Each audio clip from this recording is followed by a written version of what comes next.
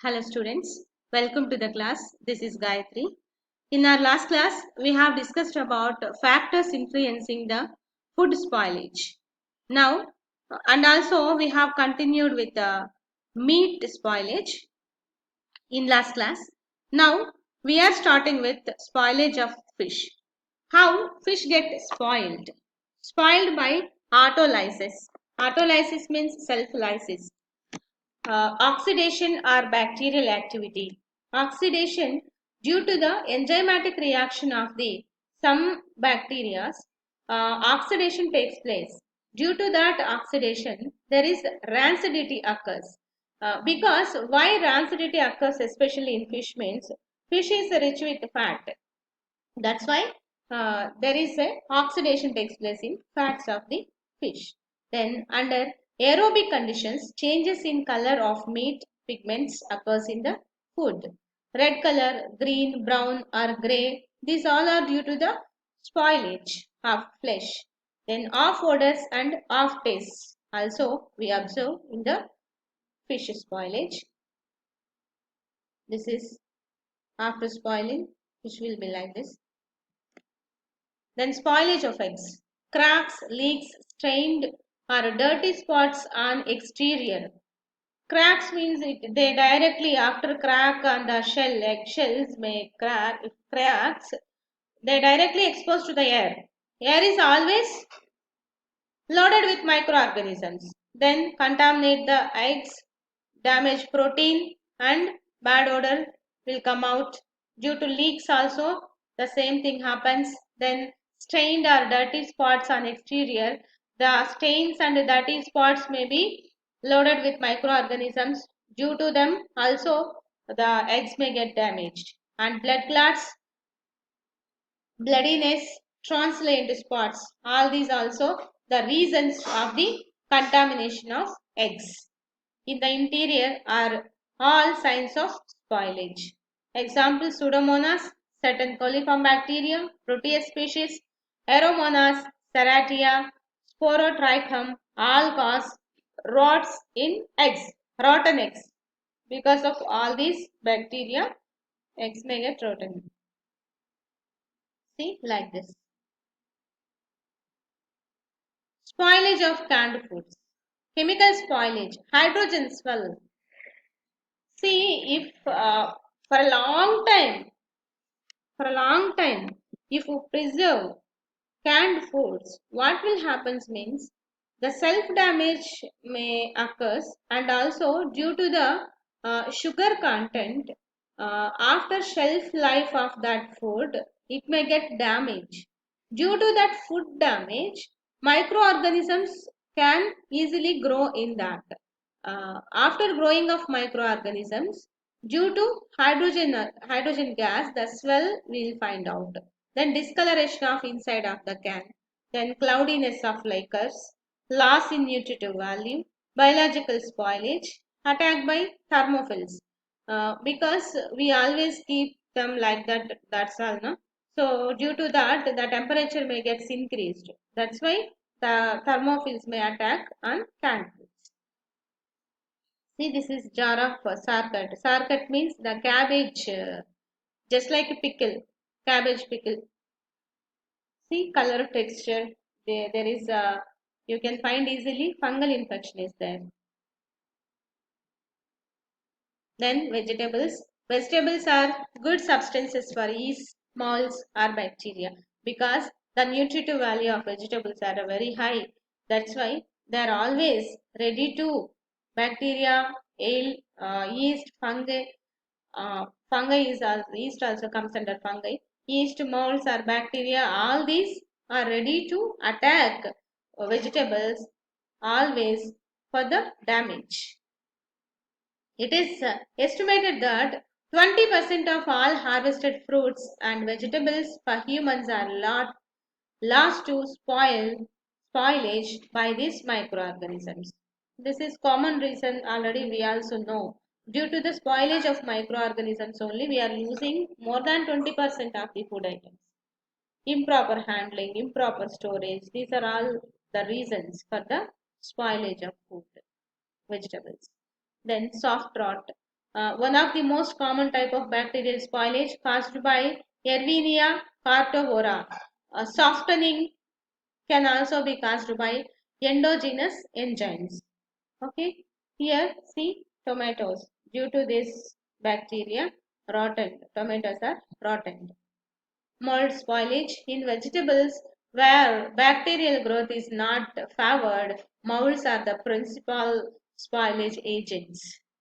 Okay, always we are finding out than bacteria, molds are always ready to spoil the vegetables and fruits due to the moist content of them and due to the sugar content of them and all acidic nature. One of the another basic reason why than bacteria, molds are sorry, fungi is always ready to spoil food, vegetables and fruits. What is the reason behind that is the acidic nature of the fruits and some vegetables. Most molds must invade plant tissue through a surface wound such as bruise or crack. Okay, while harvesting also some cracks and some tissue damages occurs. Due to that also damage may cause. Then fruits. Like vegetables, fruits are nutrient rich substances, but the pH of fruits does not favor bacterial growth. As a result, yeast and molds are more important than bacteria in the spoilage of fruits. Already we have discussed the same concept in our earlier slide, in our previous slide. See, some vegetables and majority of the fruits are damaged by fungus. Why? Because due to its low pH. Bacteria is always prefer the medium pH like in between 6 and 7. If below 6 pH is there, some bacteria may not grow. But this is favorable pH for molds. Okay, this is fungal infection. Then fermented products like beer. Spoilage in packed beer is often due to growth of the yeast Saccharomyces diastaticus, which grow on dextrin that brewer's yeast cannot utilize. In either case, spoilage by yeast results in the development of turbidity, half layers, and odors. Okay, due to the growth or spoilage of the yeast, these may change. Turbidity may increase in the beer and as well as flavor of beer also will get change. Then wines. Candida valida is the most important spoilage yeast in wine. This reduces the acidity of wine and adversely affect wine flavor.